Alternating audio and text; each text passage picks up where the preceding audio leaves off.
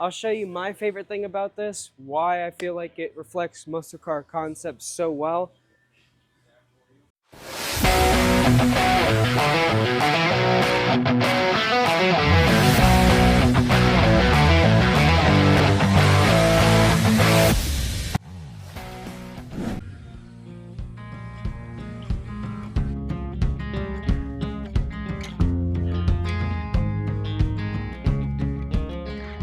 I'll show you my favorite thing about this, why I feel like it reflects muscle car concepts so well.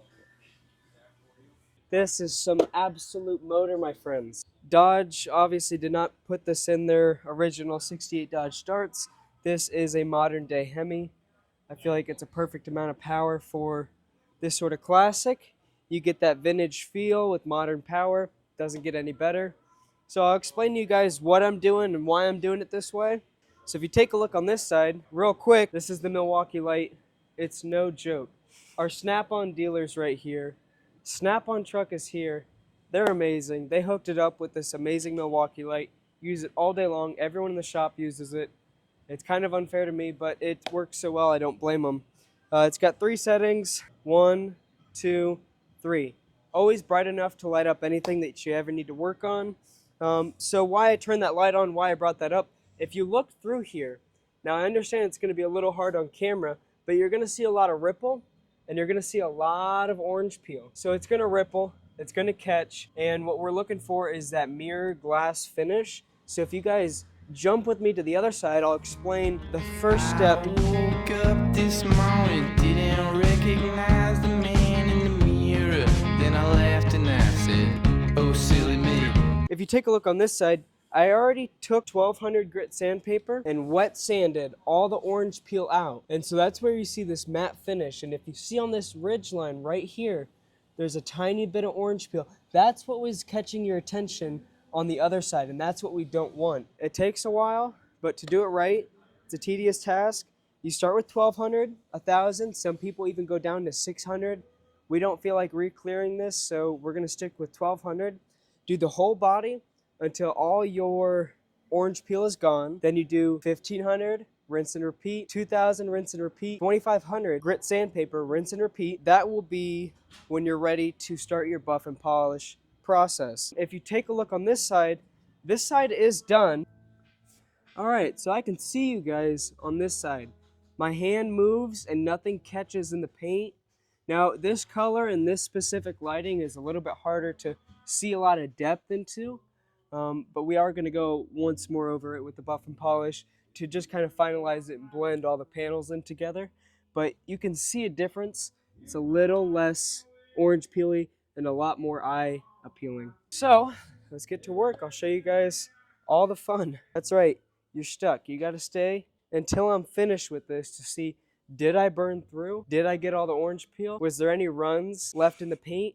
That's all things you discover along the way. So stick around and find out.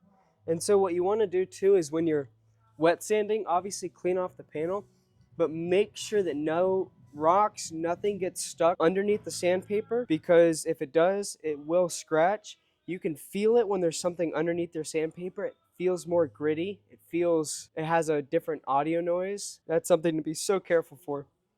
That's the easiest way to have to repaint your car. And so we're going to X-hatch through this so that it's got an even sand. It also helps with the way the scratches line up in the light.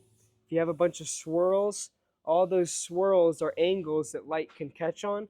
If you have an X, it's only 2 real specific angles where you're going to see those scratches. That's why you see people block sand like this. Now, I understand that you can take a DA, and some people like to do this, and DA this thing. It works, you can do it, but to get down to the clear as far as we're going to, this is just how we do it. It's a little more tedious. Obviously, our projects come out correctly, come out right. You know, in some ways, the old-fashioned way is the best way to go. Now, what's really cool is you guys are going to see by the end of this what this panel looks like. And once you see it once, it's a lot easier to do it yourself. I mean, this isn't too hard. Anyone can do this. But the cost of messing up is why it's always worth taking it to a professional. But if you can do it, I always recommend giving it a try if you feel confident, if you feel comfortable with potentially messing up. It is a reward. It's kind of like painting a painting, one that takes 100 hours to paint. For the first 80 hours, you can't really see your project, and you just see a lot of hours that you put into it. But closer to the last 20 hours, you can really start to get an idea of how beautiful your work is, and that's when you really start to see that reward. So I've gone up and down a few times. This section I'm going to be careful with because you want to stay along the body lines and be careful of everything. You don't want to burn through on an edge. So I'm going to do this spot a little differently than I did this spot. Make sure it's wet. You can even put just a little bit of dish soap in there so that your sandpaper doesn't get stuck. Now's a good time to bust out a podcast. Really long listening experience because you're going to be here for a second. If you've ever wanted to go through an entire artist's album, front to back, all of them, now's the time. What artist would you recommend? Recently, it's been Kings of Leon for me. Into the Night album. Super solid, super solid. Closer, Use Somebody, amazing songs. It's one of those albums I can listen to all the way through and not have to focus on it, but I can if I want to. This orange peel right here that you see, this orange peel right here is exactly what I'm talking about. This is what's being taken out of the clear coat. But basically, we're going to do a whole nother round, and then we're going to start to go into this corner. And sometimes you'll see things like fish eyes and dirt in the paint. This is a great time to remove these. Obviously, you don't want that in your paint. You got to keep an eye on where you're at. You know, you don't want to forget spots. You don't want to jump around too much. This is a nice project where you can let something else dry up, see your results, jump onto something else. Some people take an air hose and just dry it off. I don't have mine right now, so I'm just taking the longer road. But yeah, we do this with every single car that comes into the shop. The difference between a show quality finish and an industry standard finish and then an above industry standard finish here is literally just how we buff and polish it. The paint all comes out the same. We do it the same way for every single car. Jams, everything about the car has to get painted. But again, it's how long you spend getting that mirror glass finish. Some people just want a little bit above what it would be like out of factory, and some people are like, I'm gonna take this to SEMA, to World of Wheels, to the world's biggest car shows. Sometimes we take it as far as painting the underside and then buff polishing that as well. You know, most 99.9% of the people would never see. But that's that above and beyond to win the car shows, and that's why you come here. If you want to win, you come here.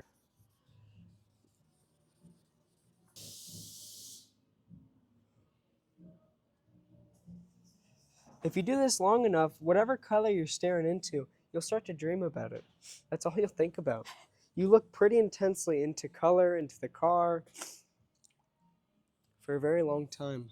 And as you get better, you'll start to understand what it needs to look like, because as it gets wet, you can see the golf balls and you cannot see the golf ball, you know, the orange peel based on how much you've sanded. And as you get better, it just takes less. It's a little easier. You don't have to stop as much, kind of do it all simultaneously. This is my first time. I'm joking. You always want to make sure that nothing on your pockets, or if you have tools around your waist, or even a clip right here, you want to make sure that you take all that out, because it's so easy, especially when you're up close and personal with these cars, to scrape, cut. That's why I try to do hand behind my back and touch it as little as I can. Find the natural rhythm of the car, see where it wants to take the block. It'll naturally fall into the grooves. Watch the edges. You're only going to be using a small portion of the block, so if you're heavy on it and push down on both edges, you're going to grind that ridge, and you don't want that, because then you'll burn through. I like to move things out of the way, give myself whatever I need to succeed. It's always better to take your time, do whatever you need to, than rush it, because this is one of those things where you could put, let's say, 20 to 40 hours doing this, and then if you rush and you burn through, you have to do it all over again. The reason we're doing this, we'll buff polish it, and then we'll add the rest of the pinstripe all the way down. And again, this is how we win car shows. It's tedious and not a lot of people like to do it, but this is how you win.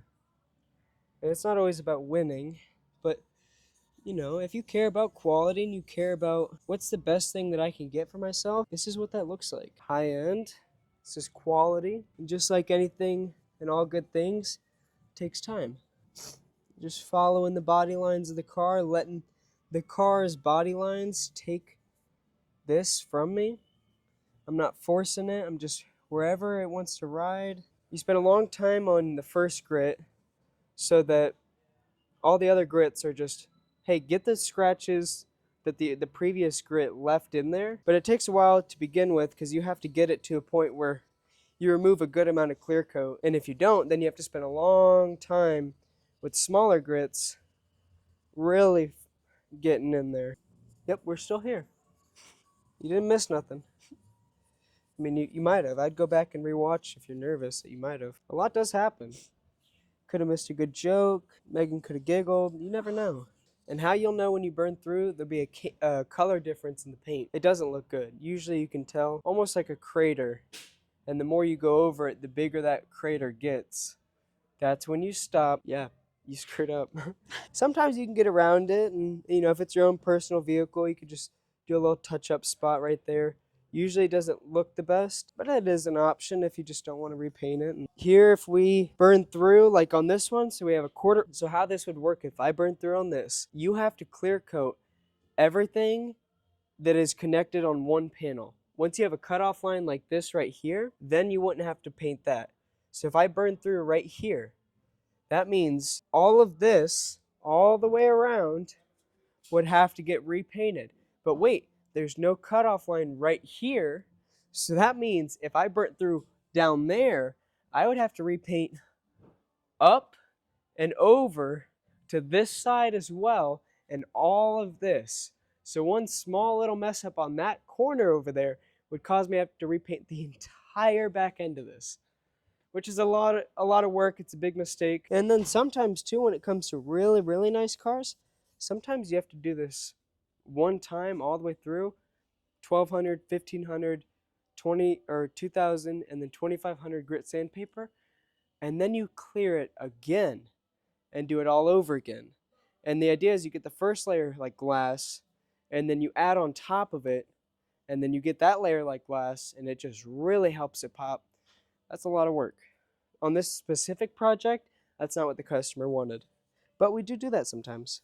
Now it's totally acceptable to leave your edges a little orange peely, because that is where you're going to burn through the quickest and first. And it's hard to get an edge. Sometimes it's easier to take the sandpaper off the block and just use your hand very lightly. Now, if you could imagine doing a whole underside of a car too, yeah, that would just take a very, very long time.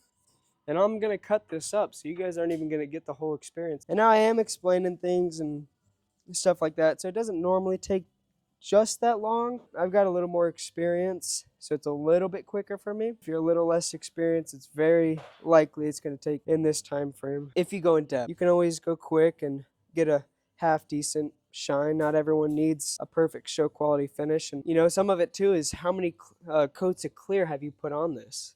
If you've put on a lot, then you can go and play with the clear coat and really get in there. But if you have a shallow amount, I would be very careful. And if you're unaware and you don't necessarily have the ability to look at some clear coat and be able to tell how thick the layer is, just be careful.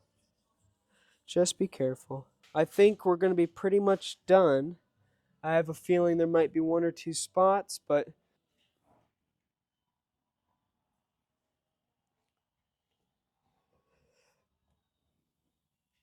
so, it's really satisfying if you don't have anything going on. You just think. I mean, you don't really have to think too hard about what you're doing with this, especially as you're more experienced. So you just get time to think to yourself, and it's kind of like doing the dishes. It kind of happens, and you just sit there and think about whatever you like. Today, that's been me reflecting with the social media, really seeing what I'm liking and what I'm not liking. I'm enjoying when the people that work here are on it more than just the cars, because we're creating a nice environment here, a family, and I think we have a lot of interesting and amazing individuals here, and I think the cars are amazing, but what complements the cars is the people that build them.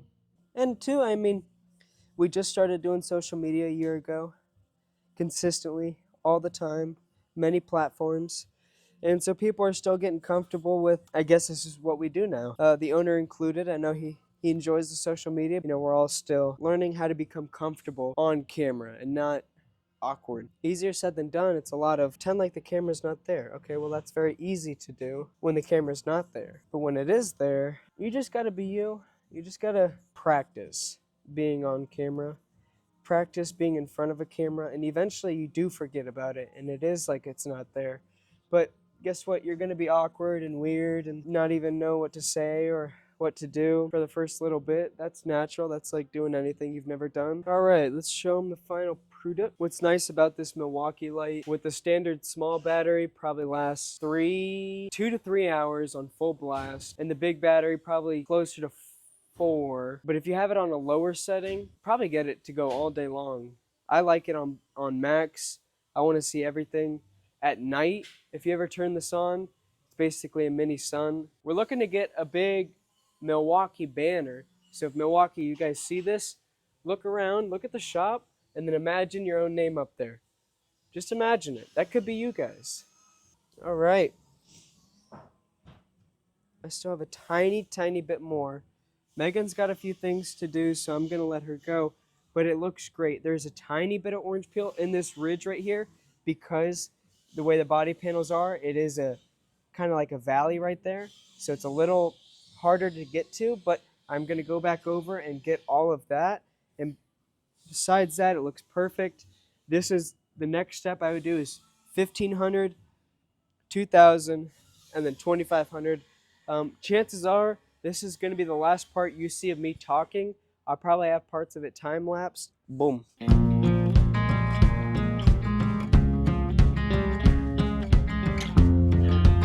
Because see, when you get it wet, you can still kind of see it.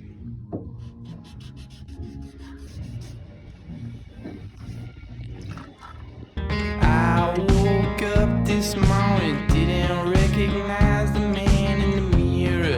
Then I laughed and I said, oh silly me, that's just me. Then I proceeded to brush some stranger's teeth, but they were my teeth, and I was weightless, just quivering like some leaf come in the window of a restroom. I couldn't tell you what the hell it was supposed to mean, but it was a Monday, no Tuesday, no Wednesday, Thursday, Friday. Then Saturday came around and I said, who's this stupid clown blocking the bathroom sink?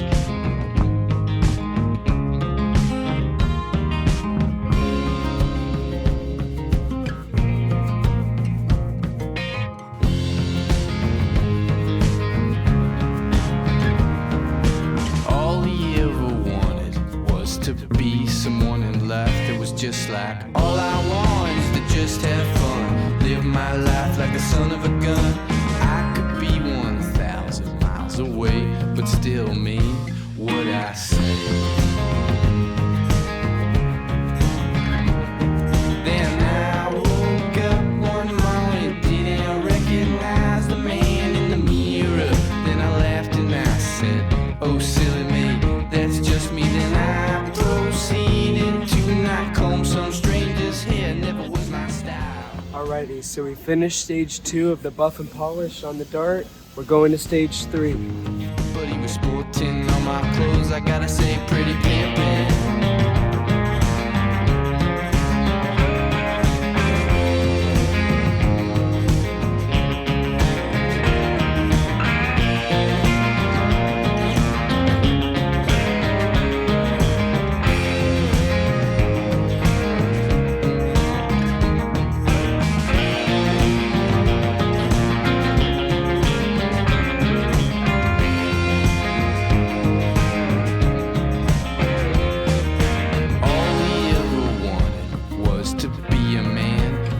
Always a little too cute to be a minute under marbles lost. He was always 1,000 miles away while still standing in front of your face. Then he woke up this morning, didn't recognize the boy in the mirror, then laughed and said, oh silly me, that's just me. Then I proceeded to brush some stranger's teeth, but they were my teeth, and I was weightless, just quivering like some leaf come in the window of a restroom. And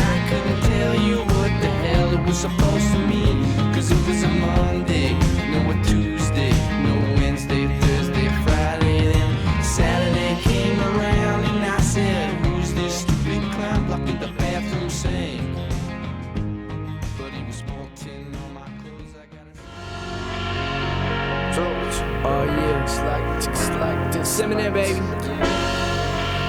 Back up in that motherfucking ass. One time for your motherfucking mind.